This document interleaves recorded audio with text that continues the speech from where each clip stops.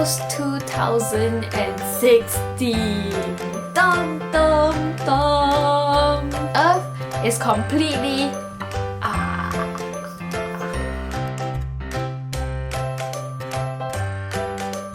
Hi everyone. If you're watching this on New Year's Eve, Happy New Year's Eve, and I hope 2015 has been a good year for you, that you've accomplished things that you want to accomplish. Anyways, I thought that I should make a 2015 favorites video, and I won't be speaking exclusively about books because this year has been such a shit reading year. Basically, when it's term time, I have tons of reading to do and I feel so saturated with words. I just can't bring myself to be immersed in a storybook because I'm so lazy when it comes to my seminar readings, and I'm like, well, if I can read this storybook, why am I not reading my seminar readings? And it's just always such a guilt trip for me, so I think I'll get back to reading once the term slows down. It's been really intense, crazy past few months. I'm currently writing a coursework that's worth 67% of my grade. That is insane! 67! And then I have another one that I finished writing but it's due on the same day. That's worth 33%. And I have one more coming up that's 50%. I think after that I should be able to finally get back into reading, because that's the thing about coursework, you actually have to do tons and tons of research and extra reading to produce a good piece. Not that my pieces are that great anyways. So my favorite book of the year would be the third book in the Throne of Glass series, and that is Heir of Fire, because the main character, Selena Seradothian, finally accepts who she is and grows into herself, and there's a lot of character development there, and I really enjoy the relationship that she shared with people in that book. Spoiler free! And my second favorite book is Halo by Frankie Rose, if I'm not wrong. And Halo I got for free on iBooks, because like in iBooks every single week you get to claim one free book, and I was like, yeah, I'll give this book a try. I had zero expectations, had no idea what the story was about, but I absolutely loved it and I just fell in love. The first chapter had me crying.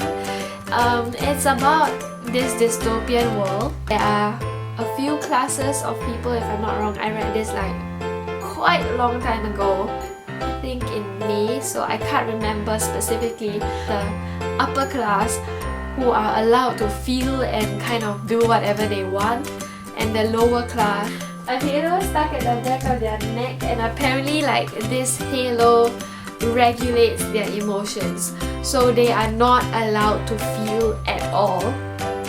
And one day this girl's halo is torn apart by her best friend and she starts to have the feels. It's a really good book and I really enjoyed it. I have the second book. I bought it right after I finished reading the first book. I haven't read it yet because the third book is not out. It was supposed to be out by the time I read the first book, but they had delayed the publishing of it, and I'm still waiting for it to be published before I touch that second book because I have had no news. I actually spent 2 hours frantically looking for the author's contact details, and I finally managed to find her email, and I emailed her asking her if the third book was still gonna come out because I need that in my life. And she promised that yes it would, but she did not confirm a date, so that is put on hold for now.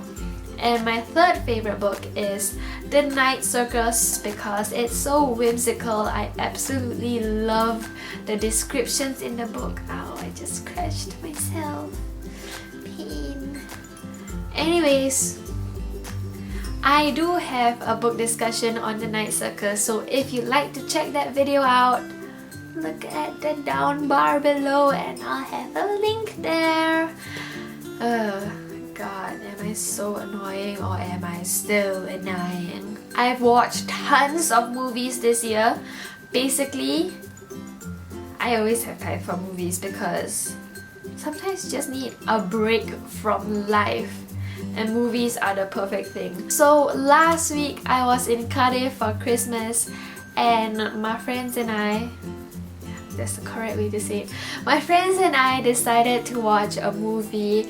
It was pretty low budget. We didn't really know what it was about. The synopsis seemed pretty interesting. Basically, it was on the premise that this group of friends are having dinner in a house and there was a comet going by over Earth, and they were discussing like the effects that comets could have on Earth and how it could possibly bring like alternate realities together, and shit happens.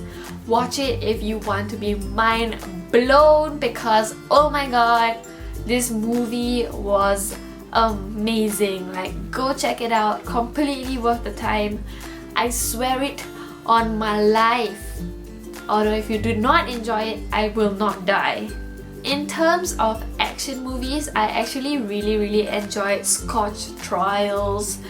Dylan O'Brien is just wonderful. I love him. And yeah, Teen Wolf, woo!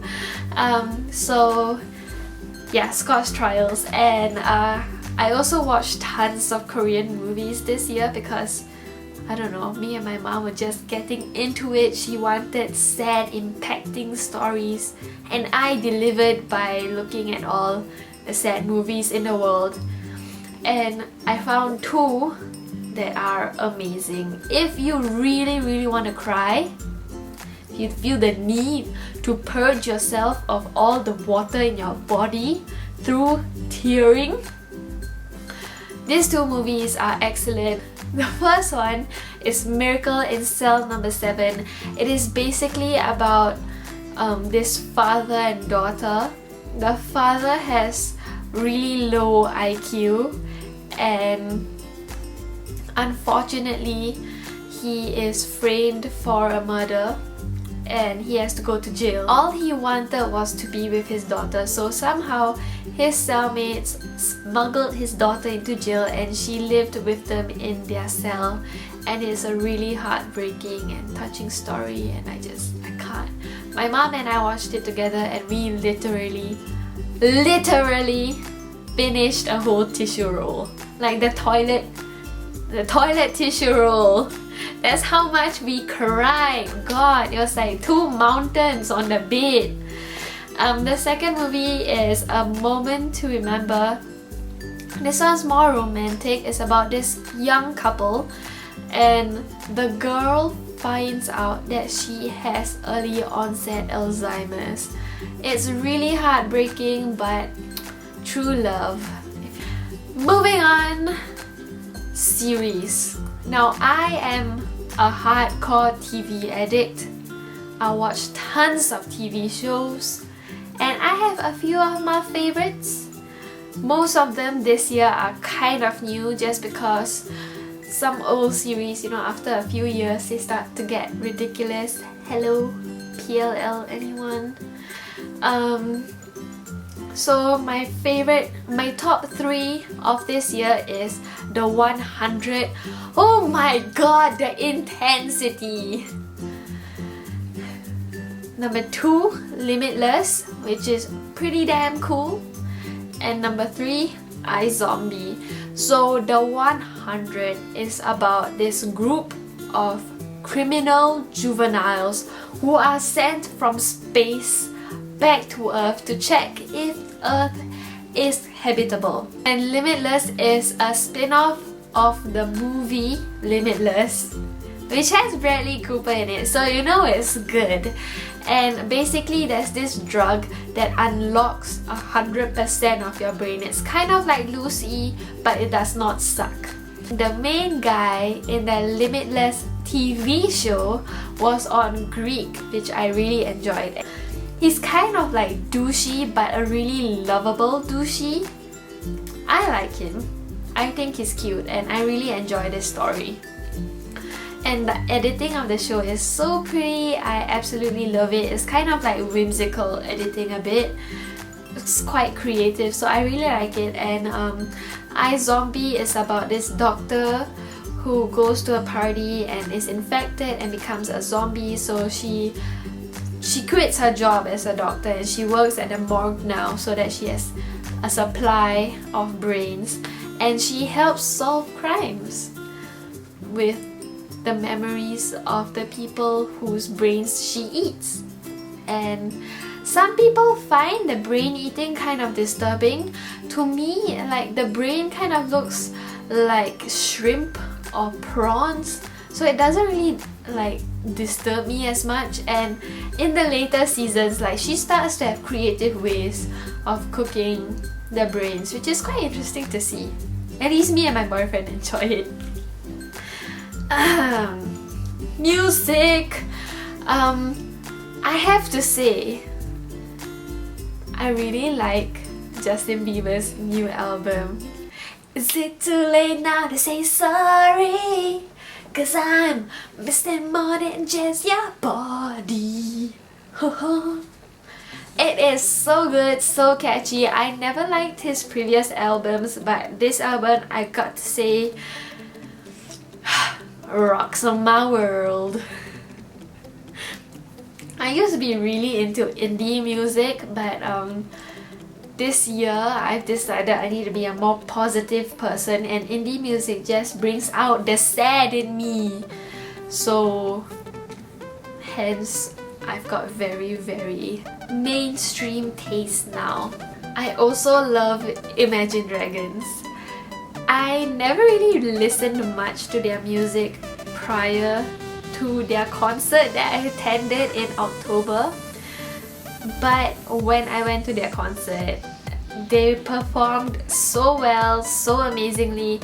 I had withdrawal symptoms for like 2 months, and I felt absolutely in love with them and all of their music. But I have something even more exciting to show you, which all of you probably don't care about, but I bought this on Boxing Day and I've just had the best time with it. It is, drum roll please, my new automatic bin. I mean, look at that beauty. It is 30 liters. Basically, if you put your hand here, it opens up and it closes automatically, and that means I never have to touch my bin when it's dirty. Yes! That is it for my video. I hope you can't see my dirty dishes.